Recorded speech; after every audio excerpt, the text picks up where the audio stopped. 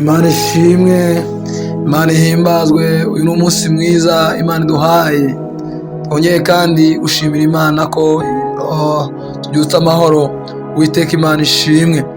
Uyu munsi turi kuwa gatanu, ni umunsi wo gushimira Imana, kuvuga ko Imana ifite imbaraga ikomeye. Haleluya, Imana ishimwe. Hanyuma uyu munsi rero ni umunsi wacu w'192 wa Commanding Your Day. Imana ishimwe. Uyu munsi turasoma muri Zaburi. Zaburi ni ibice 35, umurongo wa 11 na 12. Kazoye mu izina rya Yesu. Aravuga ngo abagabo b'ibinyoma barahaguruka bakandega ibyo ntazi bakabimbaza.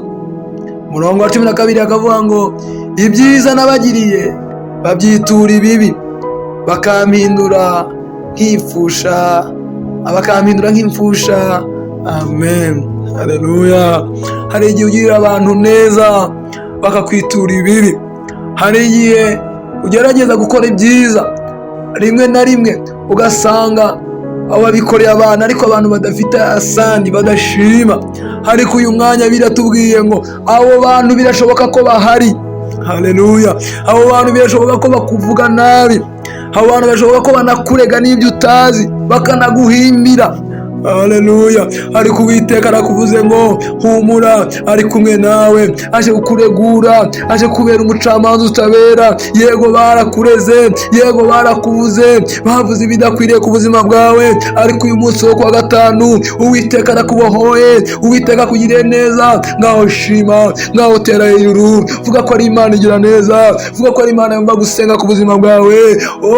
Rakayandarabakoriabazano. Mwami we, akira ishimwe. Mwami we, reka tukuvuge. Abana bawe baciye mu karengane, abana bawe baciye muri bwihebe, ariko uyu mwanya baje imbere yawe mubabarire, baje imbere yawe mubakureho ababarega, mubakureho abababeshyera. Ubuzima bwawe bugende neza uhereye none kw'iteka ryose mu izina rya Yesu.